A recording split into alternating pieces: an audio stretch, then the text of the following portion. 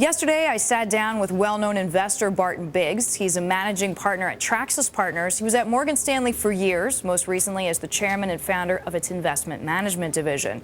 We started talking about sentiment for U.S. stocks. And our studies show that sentiment's very important when it's oversold. And that's a really good timing indicator.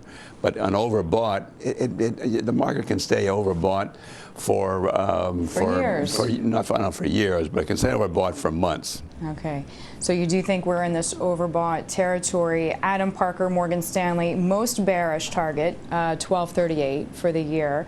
Binky Chadha from Deutsche Bank, the most bullish, 1550. If you had to put yourself in the range, where would you say we're going to see the end for 2011? Well, I don't know where we're going to see the end because my crystal ball doesn't have a calendar embedded in it. But look, I think the next significant move in equity markets is up.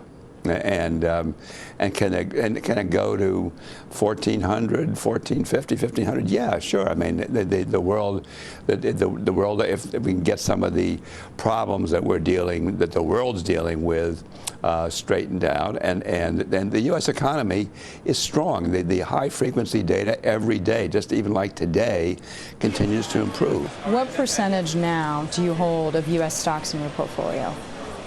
Well, in my long portfolio, I'm a little over 50% in the U.S. Do you think that the U.S. economy is strong, just as you said, or do you think that it just looks better when you compare it to Europe?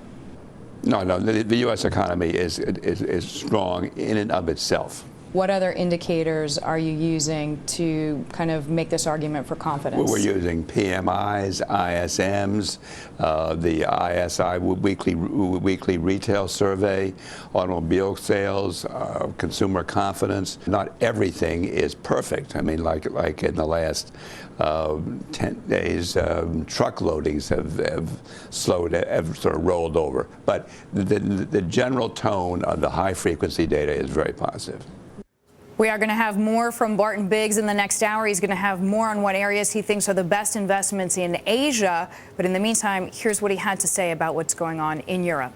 I think the European Union and the ECB and the governments are being very foolish, and the first rule of central banking and crisis management is to do what you got to do and do it big enough. You got to risk overkill rather than doing too little.